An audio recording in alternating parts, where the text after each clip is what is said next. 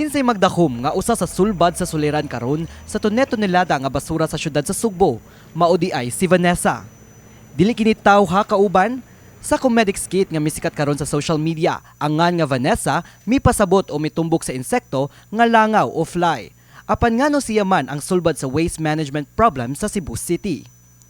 Kini tungod nga kagamahanan sa syudad sa Sugbo karon nagtinguha nga mapahimuslan ang lahi nga klase sa Vanessa. Mao kini ang gitawag nga black soldier fly nga gikatahong mukaon sa mga waste food o laing biodegradable waste. Nunot ni ini, nalakip sa bag-ong gilusad nga eco station sa South Road Properties kun SRP Bagsakan area sa syudad sa Sugbo ang Black Soldier Fly Farm kun asa padaghanon ang maong matang sa langaw. Apan gawas sa Black Soldier Fly, aduna say dugang ekipo o teknolohiya sa mong eco station nga makatabang nga ang mga basura himuong mga fertilizer. Adunay compost shredder nga mugaling sa mga biodegradable waste sama sa pagkaon o papel. Aduna sa 8 ka mga plastic shredder. Og ionization reactor chamber nga mo convert sa parat nga tubig ngadto sa fresh water. Tap water, magamit din nato sa pagpamupo sa tanom, gamit sa limpyo sa kanang sakyanan, sa kasilyas. Kung gusto tang imnon, atag tang kaning filter UV. So, atong i-open. Baka sa tatanan, oy! Nasa Cebu!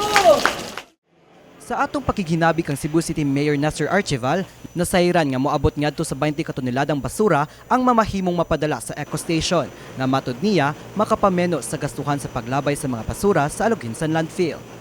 So, na-divert nato ang waste niya, gihimo pa gyud nato nga resource. Gihimo nato nga mahimo pagkaon sa mga manok. Ang eco station moalagad sa napulo ka mga kasikbit nga barangay.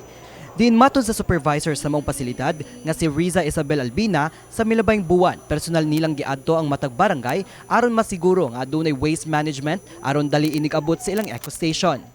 Gituktok na tilang balay, gitagaag flyers, giistorya-istoryan para ma-feel nila ug unsa ta ka desidido sa atong gitrabaho. Atol sa pag-abli sa eco station, ni Salmot ug miabag sab sa pagsulbad sa suliran sa basura ang mga pribadong kompanya nga misuporta sa programa nga Circula, Women Building Wealth from Waste. Kini nagtinguha nga maagakan ang kababainhan nga makapanabaho pinaagi sa pagkolekta og basura. So that everyone in the community can start composting. The kit will have the composter, the mother compost, the liquid enzyme, and the guide on the step-by-step how to do composting step-by-step. Tungod ihatod pa sa Aluginsan landfill ang mga basura gikan sa syudad, nagpabilin nga naapaghihapon sa Fund A sa SRP ang temporaryong staging area sa mga basura karon. Mahinumduman nga wala gihatagan og pagtugot sa Department of Environment and Natural Resources kun DENR ang paghimo og staging area maong gihawanan kini niadtong Marso 15. Apan niadtong Abril 20 gigamit kini pagbalik isip staging area. Sa pagpangutana sa MyTV Cebu kang Archival kung aduna na ba kini pagtugot gikan sa DENR, ani ang iyang tubag. Well, for now, I would say nga ato ning ibutang din kay wa man tay kabutangan. Asa man nimo ibutang?